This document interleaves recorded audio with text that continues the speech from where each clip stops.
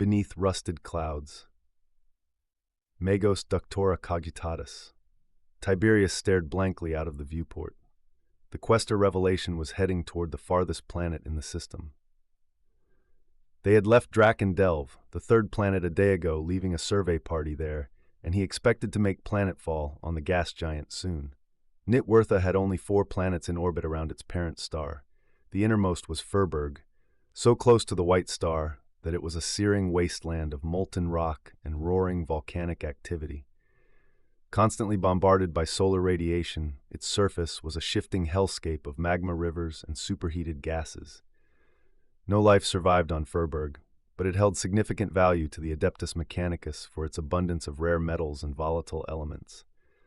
Automated mining servitors and heat-shielded Scateria patrols braved the inferno to extract these resources. But Furberg remained a perilous domain, with machinery frequently succumbing to the relentless heat and tectonic upheaval. Tiberius was quite content to stay clear of its ever-boiling furnace, allotting the job of maintaining mining operations there to whichever adept had annoyed him most recently. Although he kept their tours of duty to 3 months, he may not like some of his staff, but he had no intention of draining the Adeptus Mechanicus of raw talent that could be shaped into a proper career, rather than being so irradiated they could be used as lumens. Next out was NihtWyrtha itself. He liked NihtWyrtha, not the rain, but overall it was quiet. He had built a small cabin there, not too far from the Great Forge and within walking distance of the port of Wyzere, but far enough that if any adepts thought of wandering over to bang on his wooden door, they'd be put off by the rain by the time they got halfway. Outside, raw split logs covered its walls, and it had a nice porch with rain cover. It was very homely. Inside, the walls were adorned with spare cogs he had collected over the years. He also had an additional hut outside to keep his wargs. Early on, after arriving, he had attempted mapping a path through the forest, and was attacked by a huge warg. He winged it and tracked it to its den. His idea was to gift its pelt to the princess in exchange for the land his hut was built on. He found the warg dead, leaving behind 3 tiny cubs. He had no idea what to do with them, so he put them in a sack and took them to his hut. They wandered around eating his nutrient packs, smelled awful, and insisted on being annoyingly biological. He was planning on getting rid of them, but one day they chased away an adept who came to bother him about something pointless. He instantly decided to keep them as biological guards. Not pets, obviously. He was a Mechanicus Magos, after all. Right now, his biological perimeter defense system, namely Wurkung, Thenkung, and Daemung, were on planet, considering recent events. He just hoped they did not eat his wood-cutting servitor like the last one. Even so, the home was useful for its access to the Great Forge. The Great Forge itself was truly huge. Beneath the forge were massive vaults, not containing anything interesting, but the space could be used to put additional forge works. The new train would run ores from the starport outside the capital hold of Suthihill, although the forge was on the northern coast with the woods in between and no road linking them, but for a forest path no good for heavy vehicles. The rail line was coming along nicely, and he looked forward to being able to cross the island without worry of lightning and bird strikes that bothered his flyers so much. The forge built a huge amount of armor, and Voratrix was seeking to increase it even more. To what end, he could not guess. Presumably to supply local forge worlds. Or maybe she had a secret contact with an Astra Militarum regiment she had not told him about. While the armor produced by the Forge's STC resembled Cataphractii plate rather than Terminator armor, in its internal mechanics it was easily recognized as the rig used for the extreme environment suit. Clearly designed by the ancients as a precursor of what would become Terminator armor in the 35th millennium. It offered increased resistance to external pressures and cold, making it ideal for the extreme environments of NihtWyrtha's oceans. The locals used what they called sky metal. Simply put, many millennia ago, there was a vast amount of orbital debris in system. So much fell from the sky that even on the island alone, there was enough skyfall to maintain all the world's metallic needs. This was augmented with expeditions to the sunken cities. Today, rare metals were brought from Fyrberg via the starport, and, at the moment, moved by ship from Suthi Hill to Wizir under the Holmbjorg's shadow. He had begun an academy in Wizir also, more for convenience, as King Ekbald wanted it in the capital. The academy was to train new adepts from the planet, as well as the Navy crewman Voratrix was interested in building into a new cadre for some reason. Tiberius had no idea what Voratrix was planning. Tiberius had duties based around anything the Lady Unadamia Voratrix had no interest in, so all he had sway over was anything that went bang or fired electricity or projectiles. Simply put, Voratrix ran everything, and he had the Skitarii. He did not particularly mind this. It was better to oversee a security team on an explorator ship exploring the edge of the Imperium than be in a nutrient plant, as diced, boiled, and churned nutrient liquid, not working in it. Considering all his alternatives, it was probably the best-case scenario for them both.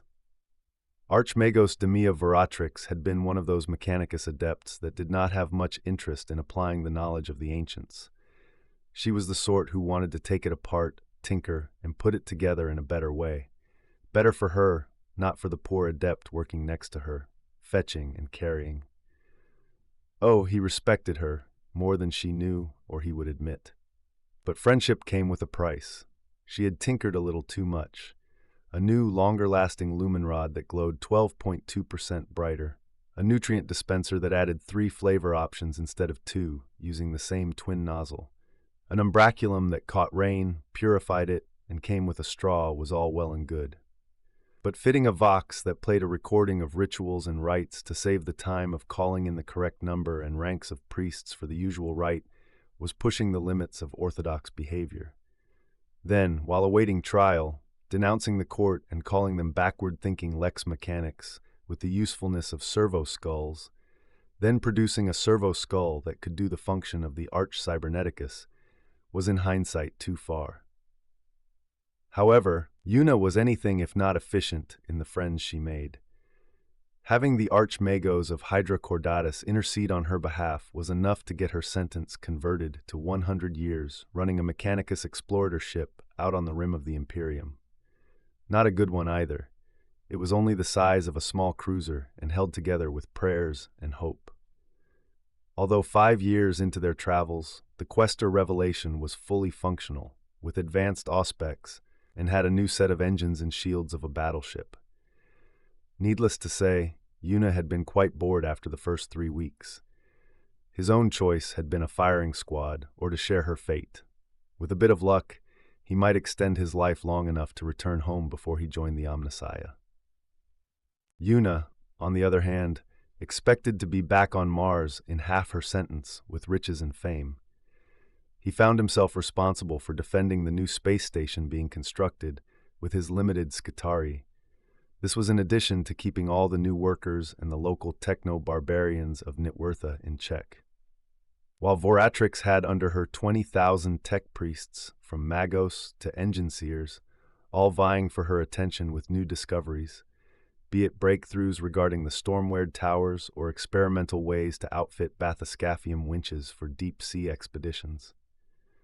Another 400 tech acolytes, each with ambitions far above their station, and 50,000 machine cultists who revered her as a near-divine representative of the Omnissiah. Even the 100,000 skilled laborers brought in from Manifold Dawn, and the 200,000 servitors under her command, required constant direction, though the latter, at least, remained blissfully silent.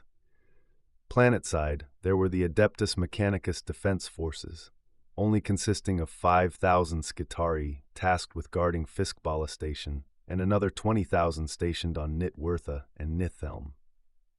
He looked out of the viewport at the receding orb of the third planet from the sun, next out from NihtWyrtha. Third in the system was Drakendelve, a rugged, untamed world. Its surface is dominated by towering mountain ranges, deep forests, and vast rivers that carved their way through the rocky landscape. It was home to Abhuman beastmen, a primitive race who have lived in harmony with the land for millennia. These beastmen, with their powerful builds, horned visages, and feral demeanor, are viewed by the Imperium with disdain but tolerated for their strategic isolation. The beastmen inhabit villages of stone houses clinging to mountainsides or hidden within the few thick forests that dot the world. Their society is one of survival and tradition, untouched by technology. They rely on their own strength and ingenuity, building massive riverboats with rows of oars that allow them to navigate the mighty rivers. These vessels, often carved from a single immense tree trunk, are symbols of both their craftsmanship and their dominance over the waterways. The beastmen use the rivers to trade, raid rival clans, or traverse the vast distances between their settlements. Despite their lack of technology, the beastmen are not to be underestimated. They are masters of their harsh environment. Some whisper that ancient forgotten rites are performed deep in the forests or within mountain caves, calling on the spirits of the land for strength and guidance. Preacher Absalon had been these a few times and had set up a minor seminary which had the Abhumans flocking to hear his sermons.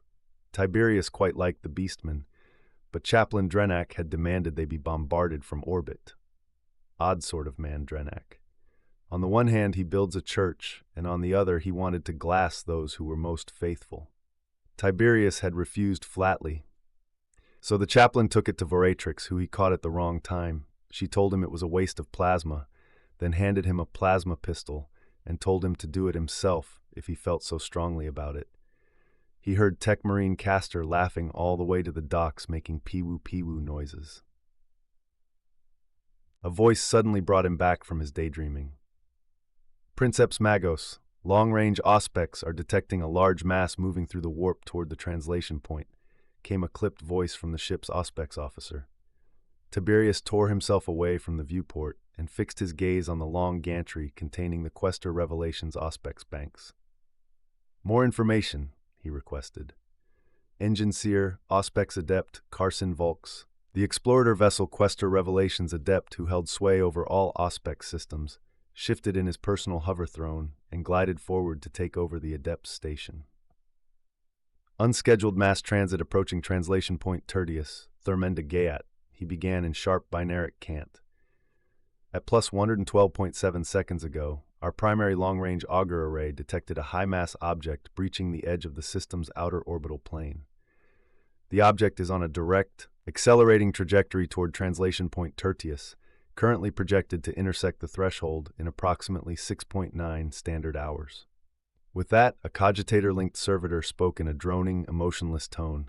Designation, Sigma Iron AV-77. Mass estimate, 3.109 metric tons. Dimensions, approx. 3.1 kilometers in diameter. Elongated rotational axis.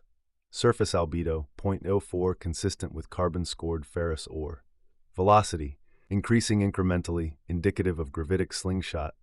Compositional analysis via multispectrum Auspex scans. Core density, 87%. Iron composite, trace elements, cobalt, tungsten, osmium. Thermal profile, suppressed external temperature, potential residual core heat. Tiberius rubbed his temple with one of his augmetic hands, then looked out the opposite observation port from the one he had been standing by. There, the orange glow of the gas giant was growing in size. It was just another rock. They were always rocks. How they got into the warp, he did not know. Either swallowed by some cataclysm or simply flung into the maelstrom and carried on beneath the skin of the real universe. It would pass by. The void of real space wouldn't even notice its passing as it flew on through the immaterium. However, this was why they were here. The safest translation point to NihtWyrtha was close to Thermenda Gaiat. Each solar system had its own translation points, formed by the interplay of all the orbital bodies. The null point was where the gravitational pull of every planet, moon, and star intersected, creating a rare, fragile zone where entering or exiting the warp was relatively safe.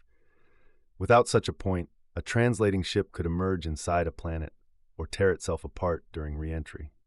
Thermenda Gaiat's position made it ideal for a monitoring station. It already had a small macro-cannon satellite, not large, just over 100 crew and a few hundred servitors manning the heavy weapons. They had only fired in anger a few times so far, mostly at pirate raiders who occasionally jumped into the system after ambushing freighters en route to or from the translation corridor. In the early years, the Drukhari had liked to lay in wait around the gas giant's moons, but the orbiting macro battery had put an end to that. Now they planned to place a proper station, one with resident astropaths and tech adepts to give early warning of approaching Xenos forces. It had not been a priority, until now. The war in the Void was going badly. The Orc Wa had been crashing through the Maelstrom Reach for over a decade. Forge World Grimness had taken the brunt of the fighting, but recently the Xenos had gained additional support from surrounding Orc empires.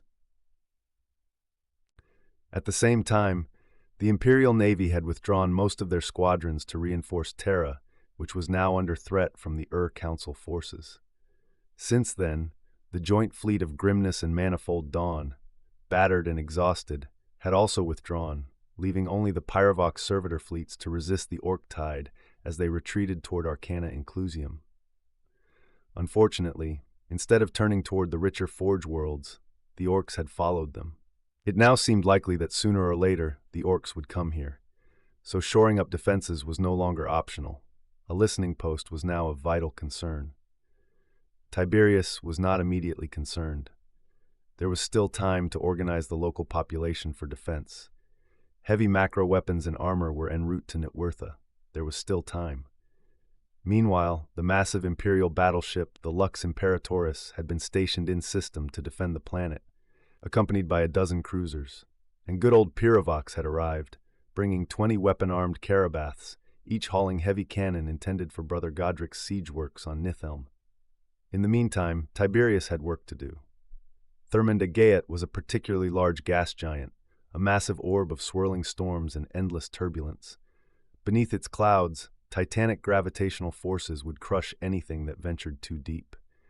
Its many moons were barren rocks, used occasionally as waypoints for Imperial patrols or Skitarii scouting missions. The Mechanicus had calculated that the reason there were so few planets in the system was due to the greedy gravitational maw of Thermendageat, which had hoovered up the outer planets like a galactic vacuum cleaner. Tiberius suppressed a chuckle at the metaphor.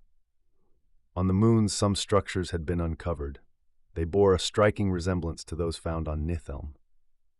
According to the legends of the local barbarians, interestingly, shared myths by both the NihtWyrthans and the Beastmen of Drakendelve, Nithelm and her much smaller sister moon, Skedahelm, were the daughters of NihtWyrtha's main island.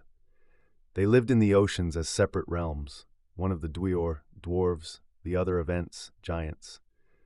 The Dweor delved too greedily into the foundations of the world, causing the land to sink. The Ents reached into the sky to bring down rain to water their vast fields. Both islands were rich and arrogant, and would not listen to the warnings of the Hlaford Heofanward. When the Great Flood came, they refused to aid the Hlaford Heofanward in holding up the sky or keeping their foot in the sea.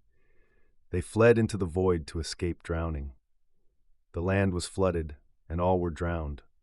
But the Hlaford Heofanward, ashamed of his daughters, led the boats to NihtWyrtha Island, where the people could live in peace. From then on, the days were stretched into Leothsumer and Lohtnit. But the cowardly sisters, in their bid to flee, could not run fast enough to escape into the void, and were forced to orbit the world of NihtWyrtha. Sedahelm completing a circuit every 24 hours, while Nithelm, always above the island, would ever watch over the people during the long night, lighting their way so not all would be darkness. Quite poetic, although the full tale took 6 standard hours to tell, and the scopes paused frequently to dress up in costumes and sing. Tiberius found it easier to read the transcribed version. What he and Voratrix had discerned from their own investigations was that Nithelm must once have been a hive of activity, starports and spires, with lake shores covered in habitation domes. Now, all was ruin. Starports were strewn with twisted metal, the domes were shattered, ships lay at the bottom of long evaporated lakes, spires lay broken across the surface. The tunnels beneath the moon were unusually low, and the working hypothesis was that they had been built by squats. In contrast, the moons of Thermendageat bore decayed structures on normal human scale. However, further investigation was largely pointless. The proximity of the gas giant and its intense gravitic pull meant the moons were prone to near-constant quakes and volcanoes of ice, molten iron, or sulfur. Their surfaces were endlessly reshaped. The ruins there were mostly buried or totally wrecked. The Mechanicus had done extensive excavations on Nithelm, though. They found no evidence of those who had destroyed it, or what had done it, nor any useful machines.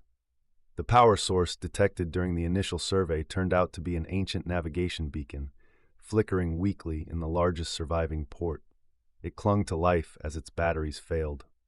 Surrounded by desiccated bodies, unmoved since before the Great Crusade. Skadahelm proved even less interesting. The moon had been glassed. Every part of the surface was frozen flows of melted rock and steel, now hardened into inert, rippled iron. Radioisotope analysis confirmed it had been subject to orbital bombardment. NihtWyrtha was a place of mysteries, and every time one was solved, two new ones presented themselves. It suited Tiberius. He had the rest of his life to study the world and its companions. He had never imagined that out here, on the rim of the Imperium, where Terra's starlight was a barely visible pinprick of lumen, he would finally feel like he was at home. Engineer Auspex Adept Carson Volks broke into his thoughts once more. Princeps Magos, my respects. However, I have instructed my staff to perform a full sweep with the new Auspex array, and there is an unclassified anomaly beneath Thermenda Gate. Tiberius turned to look at Volks, then down to the hololith display. It took him only moments to scan the readings, run a few calculations, and correct several minor errors in mode of function parameters. But yes, there it was. An anomaly. They had missed it before. In fact, no one had scanned the lower cloud layers in nearly a decade. A 2-second check of the logs confirmed it. All efforts had been focused on the moons, mining them, mapping them, keeping the pirate threat at bay. But one of Questa Revelation's side tasks, aside from placing the listening station on the macro platform, was to perform a viability study for extracting rare elements from the gas giant itself. Now, with the new Auspex systems calibrated and in use, something had been found. Buried deep within the endless storms of Thermenda Gate was a structure. Its outline was unmistakable, not natural, not a drifting rock or a coalesced mass of magnetite, a structure.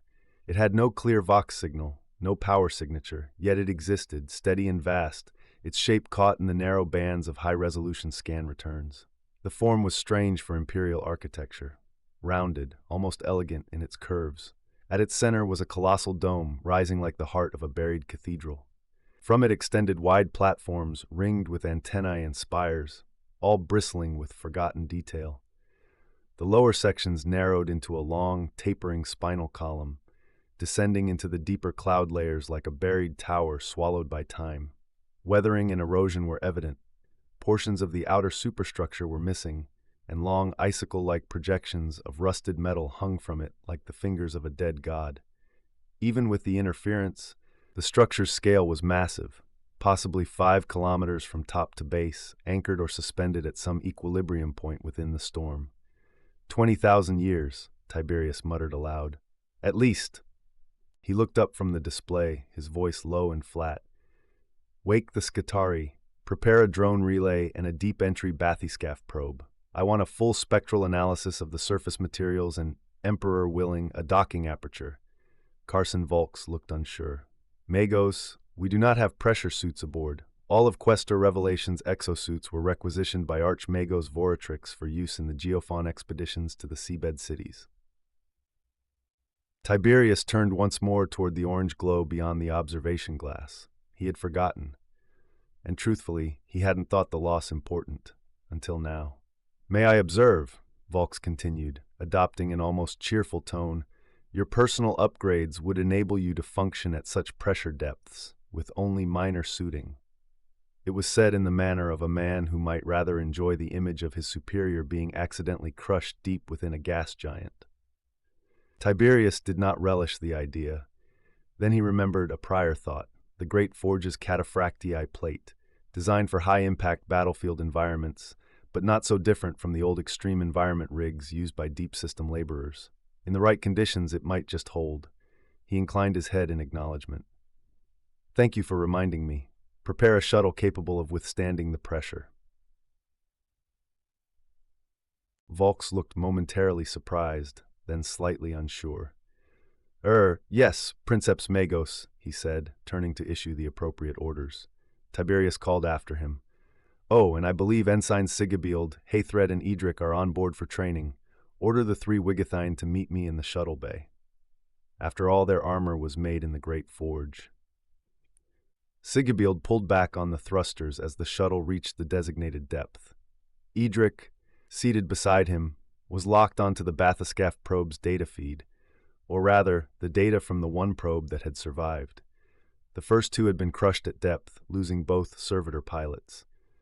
The last probe, after extensive reinforcement, had barely returned in time. They'd inspected it when it landed back aboard the Quester Revelation. The crew compartment had been so deformed by pressure, the servitor inside had to be cut free with a plasma torch. Heathred was seated at the rear. He had assisted the adepts in placing reinforcement pads of pure titanium over the adamantium hull plating, creating a survivable crew pod within the shell of the standard shuttle. He had embedded sensors throughout the walls to monitor the pressure. Every 20 seconds or so, a thump echoed through the cabin as another external panel collapsed inward. So far, nothing critical. Tiberius had no command dais to sit upon, no throne. Instead, he sat beside runesmith Hethred, doing his best to maintain polite composure in such close proximity to a standard human. All four aboard wore cataphractii plate, reinforced with ad hoc suspensor fields just to enable them to stand and walk. Without them, the crushing gravity would have them crawling like lizards. It was, Tiberius begrudgingly admitted, one of the few times he saw the value of being built like a squat. 3,000 yards, said Edric, voice steady over the comlink. Sigibild adjusted the burn. They were flying into a headwind. The storms here in the upper cloud bands of Thermenda Gæt were 10 times stronger than anything on NihtWyrtha. He had to maintain half-burn just to keep them steady. It was a far cry from piloting sea vessels. Those only moved side to side. The vertical forces here were still deeply unnatural to him. 2,000, Edric called. Sigibild considered deploying a canopy flare for navigation, but restrained himself. It would be incinerated by the surrounding atmospheric heat in moments. The clouds outside glowed in pulses, lightning bursting like flash bombs through the orange haze, plasma blooms illuminating the murk from below. Sigibild eased off the throttle, leveling the shuttle with more precise trim control. At least the shuttle's aerodynamics served some purpose. He was getting a feel for flying in gas clouds now. Coming up on, Edric paused, frowning inside his visor. There it is. Out of the storm clouds the structure emerged. All four of them leaned forward in silent awe. Emperor's name, breathed Edric. Omnissiah be praised, intoned Tiberius. Before them, filling the armored viewport, was the massive structure. It looked old, very old. Its surface was covered in rust-like growths and encrusted architectural scars. Sulfur deposits had built up over millennia in places, forming what looked like micro-scale sand dunes. There was what looked like a gantry leading off into nothing, possibly a bridge to a secondary structure, now lost to time, or perhaps a landing platform, torn from its moorings by pressure and age. All down the flanks, and repeated across the upper structure, were cog-shaped rings set into the surface at regular intervals. Each glowed faintly with a pale blue light.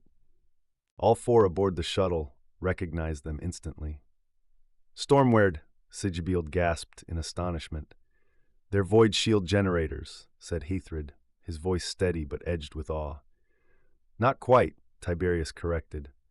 "On the northern coast of NihtWyrtha, under the shadow of the Holmbjorg, you'll find similar structures. We called them Stormward Towers, designed to activate during the planet's brutal northern storms. They puzzled me for some time. One of the first mysteries I solved." He shifted slightly, speaking as though lecturing at a dry Mechanicus colloquium. "The Stormward system is a dual array, combining both refractor fields and void shielding." "What's the difference?" asked Sigibild. He had always assumed a shield was a shield, just another name based on which Forge World built it. For a brief moment, Tiberius felt he was surrounded by dullards. But then he remembered. They were barbarians. Barbarians who wanted to learn. That counted for something. He indulged them. A refractor field deflects energy. So, when the storm-driven seas crash into the coast, the energy is pushed aside, redirected. A void shield, however, shunts real space energy into the warp. If the Stormward Towers had done that to your ocean, the entire Geofon coastline would have been swallowed into the immaterium centuries ago. The two systems, used together, protect the coastline while maintaining the planet's equilibrium. Sigibild nodded slowly, absorbing the explanation. "Thank you for explaining, Lord," he said. Tiberius shifted uneasily. No problem, midshipman." "But these can't still be active," Edric interjected. "There's no one here to operate them." Tiberius permitted himself a small smile. "A common misconception. Initial reports on NihtWyrtha suggested the machine spirits operated autonomously, but further investigation revealed something far more remarkable." He paused, enjoying the moment. "The towers responded to Vox and sensor cues. When storms hit, people would shelter in the Holmbjorg. The seers, those old priests, would sing songs of protection, songs with pitch, rhythm, and tone that mimicked High Binaric, the ancient machine code tongue of Mars." Edric leaned forward. "So, are you saying these shields are still running because someone's singing to them?" Tiberius tapped at a console, pulling up an atmospheric harmonic signature and transmitting it via datacant to Edric's neural port. It was a match, a near-perfect alignment to binaric chant. Clearly, the shield generator cogitators had been programmed to respond to harmonic signals in the upper atmosphere. Not this deep, probably, but designed with gas giant conditions in mind. "The Mechanicus uses a similar system on gas mining skiffs," Tiberius added, almost as an afterthought. The features of the massive station began to sharpen as they approached. Carbon scoring was evident across much of the hull. Some sections bore the telltale scars of lightning strikes, long lines of molten metal where arcs of plasma had danced across the surface, bypassing the shield systems entirely. Here and there, black holes yawned where decks had collapsed inward, entire segments crushed by the immense pressure surrounding the station. Parts of the outer hull had buckled and folded in like old tin, the structure slowly succumbing to the weight of time and gravity. Then they spotted a large oblong hole torn into the surface, almost identical in size to the long arm or bridge they had noted earlier. Once, there must have been another walkway stretching from the core to some outer structure, now gone.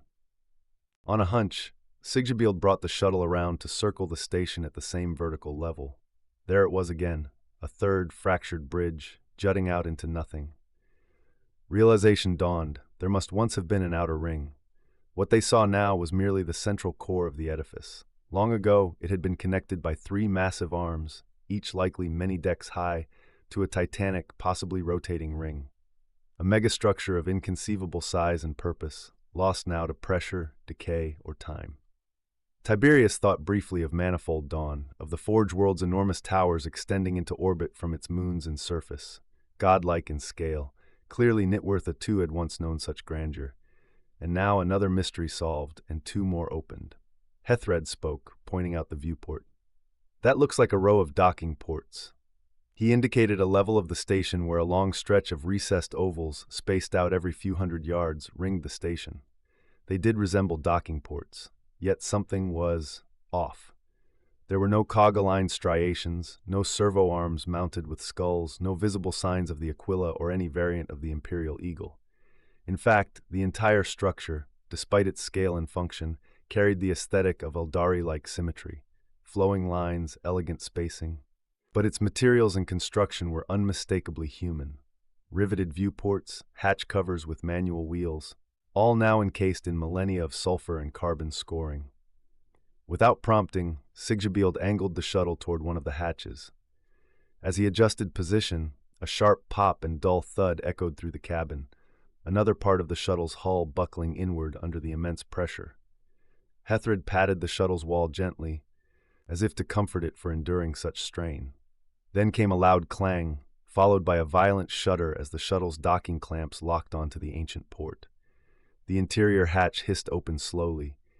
Beyond it lay a door that had likely not been touched in 20,000 years. It looked like it had spent all that time at the bottom of some alien sea, stained yellow by age, pitted and worn by time, but eerily intact. No barnacles, no one home. Siggebield, Hethred, and Edric moved with caution, long lumens attached to their Serpenta rifles, casting piercing beams through the otherwise pitch-black corridors.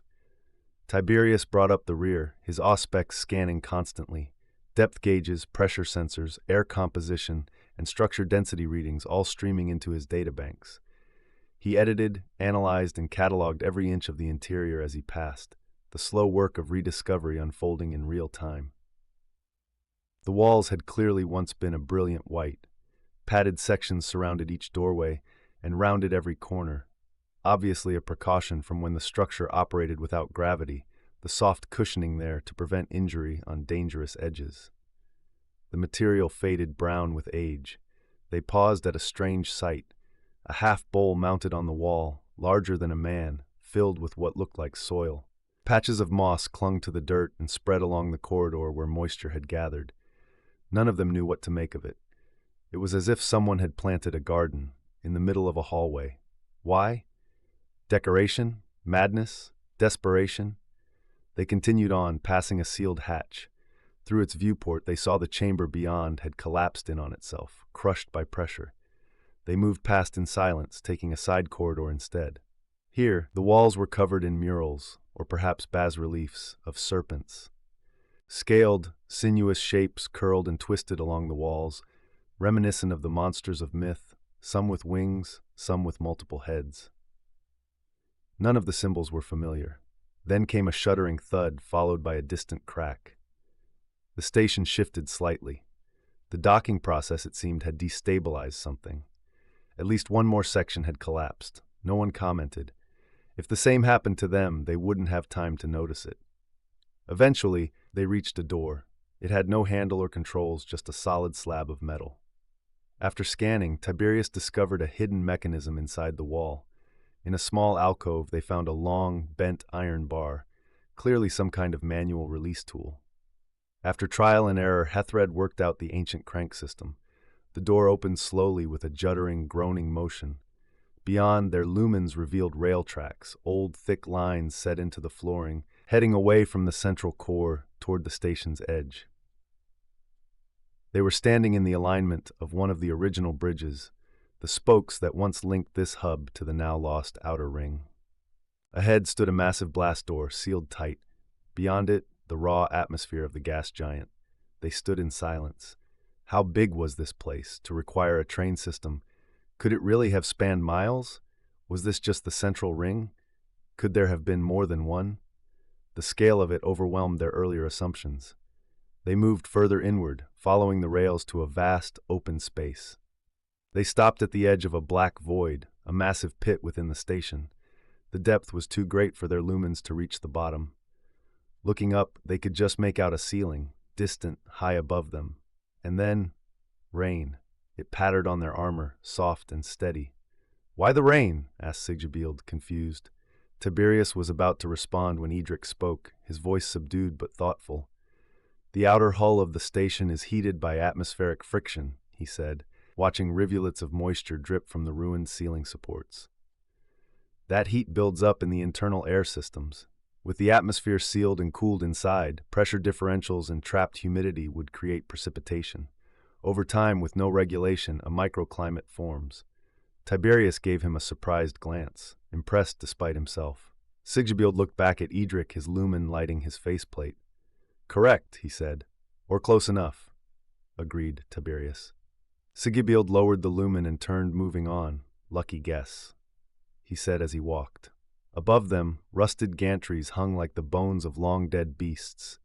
Rails spanned the chasm toward a central platform, suspended over the void, but the flooring had long since collapsed. Only shattered metal and rusted edges remained, jagged and deadly. They began to climb. Given the vast open space at the heart of the station, logic dictated that command decks and central engineering were more likely located above, where gravity, when it existed, would have oriented life toward the core. It was more a hypothesis than anything, but it felt right. As they ascended the station's inner spine, the serpent murals returned, slithering symbols curling along the corroded white walls, now marbled with rust and streaked with decay. Their heads seemed to follow the lumen beams as the crew passed, giving the disturbing impression that the snakes still watched. The first side passage they took opened into what had once been crew quarters. Rows of bunks lined the walls, though most had collapsed or buckled inward. One entire section of wall was scorched, blasted with plasma fire. The material bubbled and fused. Across from it, las burns scorched long, straight lines.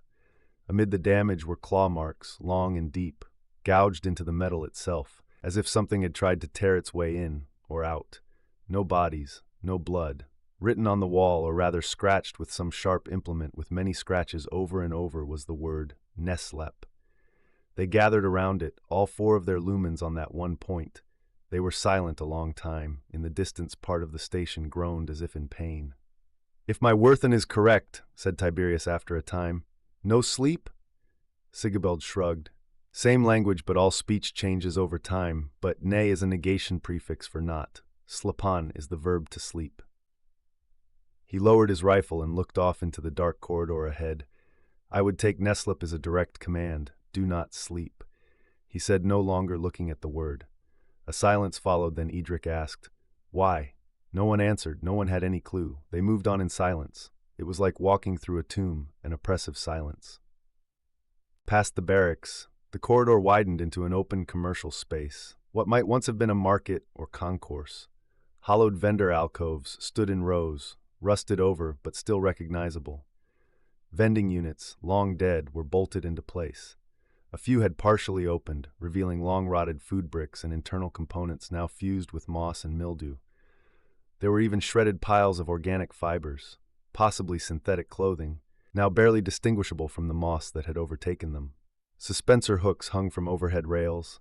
Advertisement frames lined the walls, the screens cracked and black. Shopping carts, what might have been anti-grav push sleds, lay toppled and half-consumed by rust. All of it whispered of life, lived here once. Routine, commerce, a mundane heartbeat in a now silent grave. Here and there they saw something that was becoming all too familiar. Neslip, scrawled on walls, etched into tables, most faded into just a hint of writing, Nesleep. Don't sleep. They entered the medical bay. At first glance it was mostly intact. Metal cots in ordered rows, mechanical arms suspended from tracks in the ceiling. Many of the units were cracked open. Scattered bones lay on the floor, some brittle and yellowed, some calcified with rust, fused into the floor plating like fossils. The walls were covered in old stains, chemical, organic, unknown. A few examination beds had long-dried restraint straps still pulled tight. Sigibald knelt beside a pile of misted glass bottles, their surfaces clouded by time and chemical decay. He wasn't an apothecary, and if there had once been writing on them, it was now long gone, scratched away or dissolved. Behind him, Tiberius swept a scanning beam across a concentration of mineral deposits surrounding a shattered cluster of bottles. The readout flickered across his display. "Xanthine alkaloids and lithium salt traces," he muttered aloud. "I'll need to consult with Brother Nathaniel, but I believe the Skitarii use a caffeine-variant stimulant on long patrols." "That's interesting," said Hathred, his voice thoughtful. He was standing by one of the old Medicae slabs, examining a skull resting among the rust-stained remains of a long-decayed body. The bones beneath had mostly disintegrated, reduced to dust, rust flakes, and calcified fragments. The lumen beam caught the skull in stark relief as he lifted it gently. Something gleamed, dull and reddish, fused to the cranium. He held it up. "I'm no apothecary either," Hathred said, "but I do recognize this." Fixed to the bone, pitted with corrosion, was a cranial implant. "A neuroinhibitor node," he continued, "used to suppress melatonin and block REM cycles, keep soldiers or servitors alert indefinitely. We used to forge components like this in my father's workshop. He sells them to forge moons out past the rust chain." Tiberius moved closer, his voice low. "Voluntary or not," he said, "they were all being denied sleep. None of them were meant to dream." The lumen beams flickered slightly in the dark. Tiberius lingered for a moment, gazing at the collapsed Medicae servitor arms, now frozen mid-motion. They turned towards the exit and stopped above the door in faded red letters. Neslup. Adric made a grunting sound. "I don't know about you lot, but I don't think I will ever sleep again." Passing flights of stairs that were so common it was clear that the station had some form of gravity generation, regardless of its position within the gas giant. They passed 3 separate barricades, each one less organized by the fell of them. Chairs, tables of rotted wood, metal plats that may once have been doors together with machinery. Finally they reached the bridge. The doors bore deep gouges, talon marks, or crude weapon strikes. Dozens of ammo packs littered the floor outside, rectangular pods with cracked thermal vents, scorched with plasma residue. None of them matched Mechanicus or Navy standard pattern. Plasma weapons, likely. Civilian? They entered the bridge slowly. The room was vast, larger than any void ship command deck they had ever seen. Multiple tiers surrounded a central command throne, now dark and lifeless. Armor glass windows curved around the perimeter, designed to give the bridge crew full view of the clouds beyond, but the glass was sandblasted, opaque with sulfur deposits and heat damage. Streaks of lightning danced across the sky outside, casting faint, flickering light into the chamber. The room had the feel of a temple long abandoned, more than a command center. Console alcoves stood dark and useless. Long dead cables snaked along the floor. The atmosphere was thick, oppressive. No sign of servitor plugs, no skulls, no cogs, but there were no bodies, no defenders, no enemy. Only the ammo casings and the marks on the doors remained. The bridge was silent, and it had been silent for a very long time. Sigabild approached a brass plaque, green with the age of millennia. He wiped away the grime and read the inscription aloud. Geofon Bridge. Heaven's Bridge, translated Edric, stepping beside him. Fitting name, really. Yes, agreed Tiberius, moving up to observe. Positioned next to the system's jump point, it was probably the first place many visitors saw, or the last if they were leaving. He turned to Edric. Wouldn't Geofon, as in heaven, refer to the warp rather than real space? Adric looked over the bridge and nodded. Geofon is the void, real space. Geofon is the warp. Tiberius nodded thoughtfully. Ah yes, seafaring culture. You name space the same way you name the sea. Perhaps one day you'll have your own ships. You could call it Novice Astra Wigathane. Sigabild laughed. I'll mention it to the princess, he joked. Heathrid moved across the bridge, checking various consoles. He was looking for motive control systems. Edric wandered the perimeter in quiet amazement. This was only the third ship-like structure he had ever been aboard. He tried to imagine its past majesty, what his own ancestors might have once built here. He stopped at a console and tilted his head. They had weapons banks, he said. Sigabild stepped over quickly. Yes, well spotted. He ran a gloved hand over controls that, remarkably, still resembled those used today. Target alignment, safety release, engine kill switch. He paused, scanning the chamber with a puzzled frown. But where are the cogitator banks? The servitor relays? Edric traced a line of cables disappearing into a wall. Maybe they kept the cogitators on another deck? He looked back toward the others. Do you think they use the same prayers to the weapon spirit, or direct cants to the machine spirit? Sigabild shrugged. There's no scrolls or purity seals. I suppose the incantations written on parchment have long since crumbled into dust. Ah, Hathrid exclaimed, waving Tiberius over. The station was set to station keeping. These systems are incredibly mechanical, buttons and switches. Sigabild glanced over. Makes sense. Void suits, bathyscaphs, even cataphracti plate. Those all require manual controls for field operation. Tiberius examined the consoles, his data cores cross-referencing their layout. Yes, the station was maintaining a stable orbit. He didn't have precise telemetry, but he hypothesized that as sections were crushed over time, the loss of mass may have helped the structure maintain its altitude despite minor orbital decay.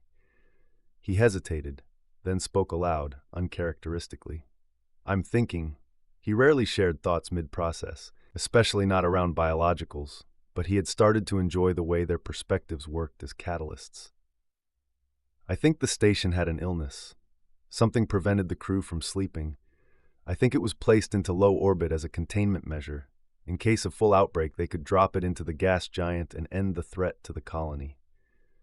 Edric, still gazing through the misted, scratch-scored windows, added quietly, Those claw marks, they're just like the ones in the ruins on Nithelm. The group fell silent. Then dust rose from the floor, shaken loose from the consoles. The station groaned, ancient metal flexing. Sigabild swept his lumen across the deck. What was that? Tiberius checked his auspex. Shift in gravity, very small, localized. Possibly a fault line, or... He stopped. The device lacked full range here. Adric, still looking out the window, said, Something just translated in. I saw the flash through the clouds. Tiberius turned sharply. There are no ships scheduled for... He paused. A chill passed through him.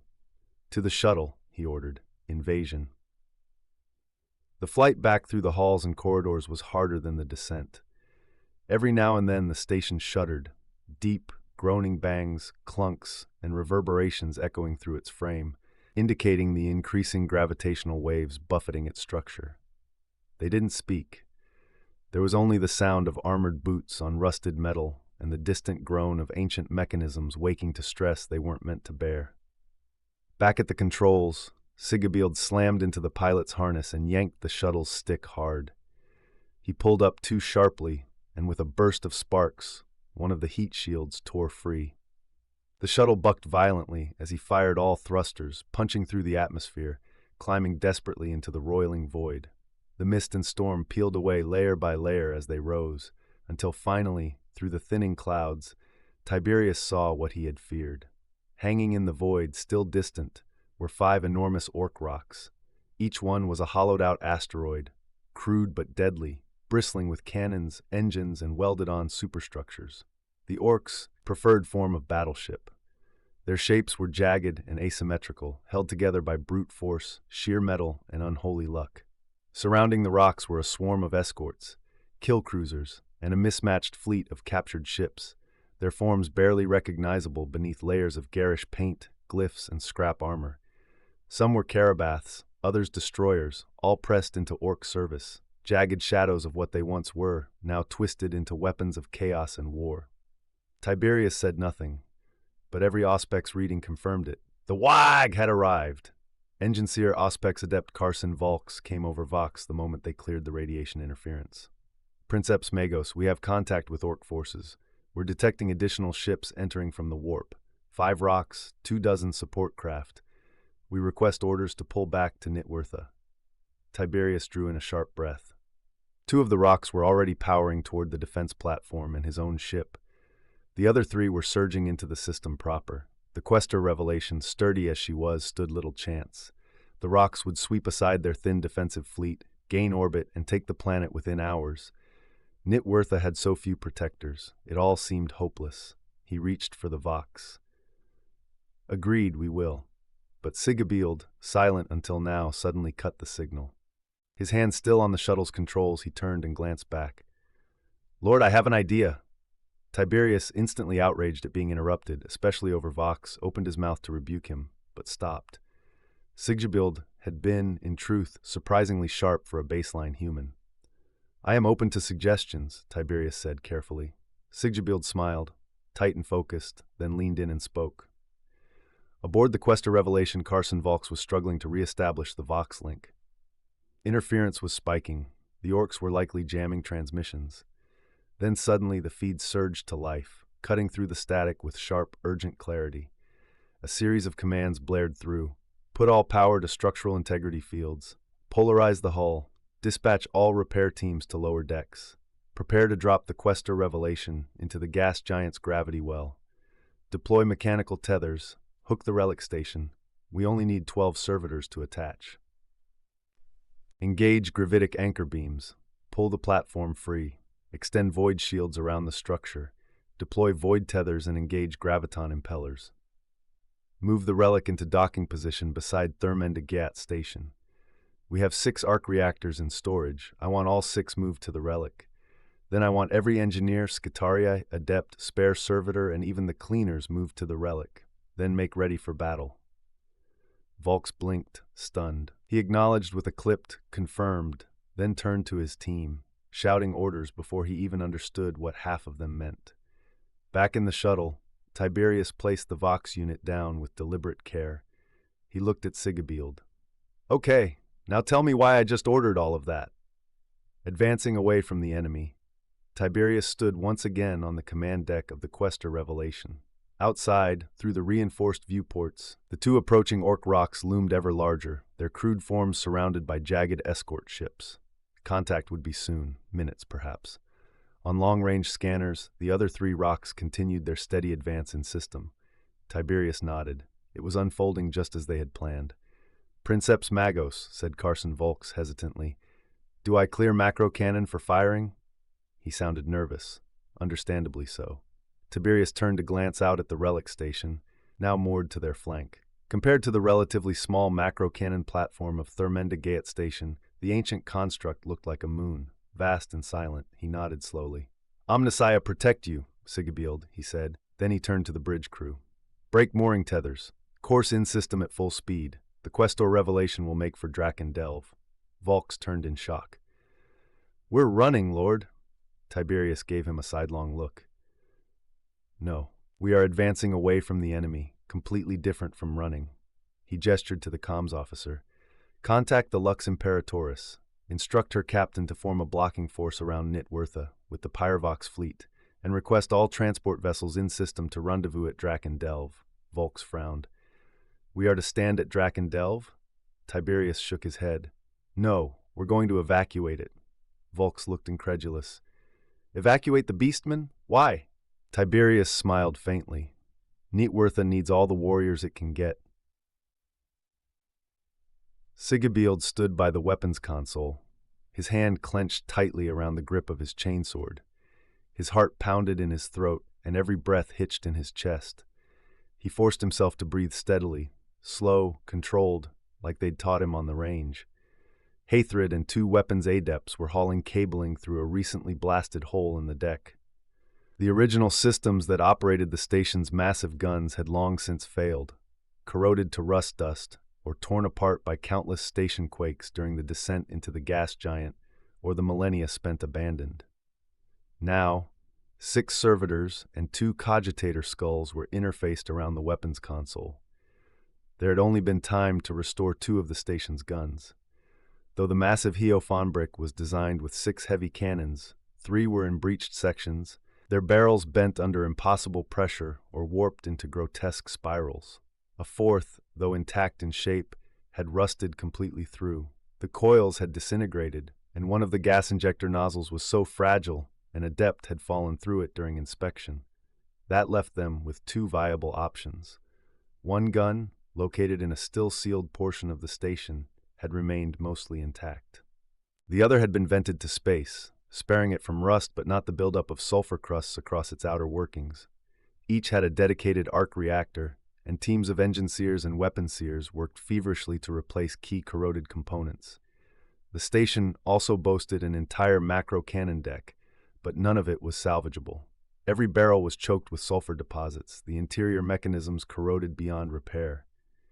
Meanwhile, Adric had overseen the storm-weared shielding arrays. As far as they could tell, all but 2 were still functional. However, the original reactors that powered them were dead, cracked, corroded, vented of their fuel, or simply depleted after 10,000 years. What they had discovered was remarkable. The shields drew their energy not from internal stores but from external solar and atmospheric collectors. These, however, were operating at low efficiency, covered in sulfuric buildup. Only when the Geofon brick had been accidentally towed higher in the gas giant's atmosphere had the collectors begun absorbing enough energy to energize the shielding system again. It was luck, not design. Now the last 4 remaining arc reactors were being rerouted into the shielding system's power lines. Adric believed it would work, but at this point they were guessing. The station groaned again, metal straining under a new load as internal supports shifted. Stability wasn't in doubt.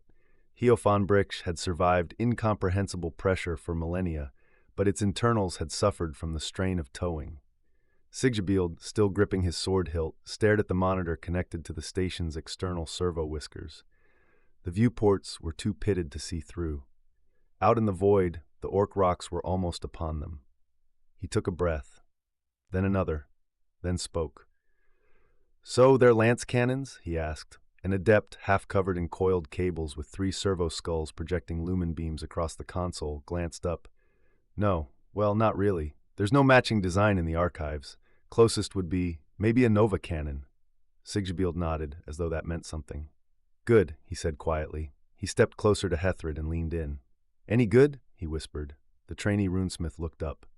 "It's about the most powerful weapon on an Imperial ship," he whispered back. Sigibild nodded again. He didn't fully understand, but he trusted Hathred. He had once seen an autocannon test-fired, and hadn't been impressed. Then he'd witnessed a battle cannon mounted on an ironclad open up, and that had left a mark. Those could punch a 2-foot hole in a block of wood. He'd assumed a macro cannon was about twice as powerful. These ancient guns, they must be something else entirely. far older, so nowhere near as powerful as modern weapons. He looked out through the static, blurred feed. The orc rocks were closing. He didn't know if they'd survive this, but he did think they could take out a few of those turrets off the rocks before the end. "Rocks coming into long-range weapons range, Lord," said a weapon seer. Sigurbield nodded, glancing around. Everyone was looking at him, even Edric. "Lord?" the weapon seer repeated. Sigurbield stepped closer to Edric, who seemed to anticipate his question. "They're all Mechanicus Adepts," Edric whispered. "No Magos. We're in NihtWyrtha space. We're Wigathan. Under wartime protocol, we outrank them." Sigurbield nodded slowly, making a show of conferring with Edric as if they were deep in battle strategy. "You're a lieutenant. I'm a midshipman. You're in command." Edric made a face. "I'm an engine seer lieutenant. We're on a warship. Well, more or less. You're a navigator, a helmsman. That makes you the gazetted officer. You became a lieutenant when you stepped aboard and entered combat." He shrugged. "That makes you captain. Sorry." Sigurbield suddenly felt like he was going to collapse from stress. Still gripping his sword hilt, he turned to the deck. Clear macro cannon for firing. He'd heard it shouted in drills, then remembered they had no macro cannon. "Captain," said the weapon seer adept, "Thermendagat station reports macro cannon cleared for firing." Sigurbield blinked, surprised. He'd forgotten the station was behind them. Compared to Geofon brick, it looked tiny, barely larger than a frigate, just a defensive battery platform. "Thermendagat station reports, macro cannon not yet in range." He nodded again. So his own massive Nova cannon, or whatever it was in range. Should he fire? No, not yet. He stepped closer to the pitted and scratched viewing glass, finding a relatively clear patch. "Hold fire. Raise shields." The station shuddered, and a misty shimmer crossed the void, like oil on water. Sigurbield nodded without knowing why. The orc rocks were closing, their escorts glowing at the engines as they advanced in tight formation. This was his plan. He just hadn't expected him to be the one to implement it. "Thermendagat station reports. Macro cannon in range." Sigurbield glanced at the weapon seer, then back at the approaching orcs. They hadn't fired. He trusted the shields. He'd seen the Stormward survive mountain-sized waves. He didn't know orc firepower, but he was willing to risk it. They needed every shot to count. They were outnumbered, outgunned. One rock alone was a mobile weapons platform the size of a fortress. "Lord?" Sigurbield held up a hand, silencing, unintentional, but let it stand. The rocks' weapon banks began to glow. They were closing fast. "Captain," the weapon seer said again, almost panicked. Sigurbield took a slow breath and spoke in the calmest voice he'd ever used. "Calm yourself, weapon seer." He shocked even himself, but his mind was made up. "Lord Captain," the orcs fired. Massive balls of green plasma streaked through the void toward the two stations. A split second later, lance fire followed. Lines of superheated, boiling energy. The void shields sparked, shimmered, and boiled under the onslaught. Then the plasma hit. Space lit up in green fire, followed by a storm of explosions as torpedoes impacted. A kill cruiser, too far ahead of formation, tore through the plasma and shattered against the shield, its engine block vanishing into the warp. And then, silence. The rocks pressed forward, but not one shot had breached the shields of Thermendagat Station or Geofon. Sigurbield waited a heartbeat, then gave the order. "Heavy macro cannon, target the left rock. Secondary batteries, target the cruisers." The weapon seer relayed the command. Plasma rounds launched, hammering the left rock. Several cruisers took light hits, but neither rock nor escort seemed particularly damaged. "Main weapon, target the right rock," Sigurbield said. He'd forgotten the thing's name, but he remembered one detail. Engine kill. A thin blue beam emanated from the station, piercing the void. It touched the hull of the rock. Then, a shuddering explosion. The station groaned violently. Sigurbield staggered, grabbing a stanchion. "What was that? Were we hit?" "Captain!" shouted the weapon seer in panic. "The Nova cannon exploded." Sigurbield straightened, hand still on his sword. "Second cannon." He said it like nothing had happened. Engine kill.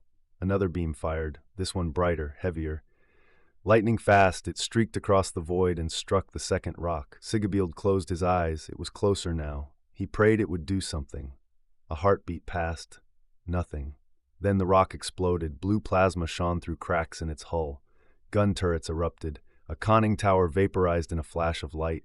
The entire rock, 3 miles long, shattered into flaming chunks. Debris slammed into nearby cruisers and captured carabaths, tearing them apart like toys filled with firecrackers. 2 massive pieces of wreckage tumbled through the void. One smashed into the second rock, detonating its flank. The other struck its engine section, sending it spinning end over end. It drifted past the station, engines burning, and plunged into the gas giant. It was over in seconds. Siggebield watched as the surviving orc ships broke formation and fled. Macro batteries from Thermendagat station pounded them to pieces. Debris flared against the shields of Geofon brick harmlessly. Cheers erupted on the bridge. But Siggebield stayed steady. Far in the distance, more flashes, new orc ships translating into NihtWyrtha space. "Captain," said the weaponseer again, but this time there was respect in his voice.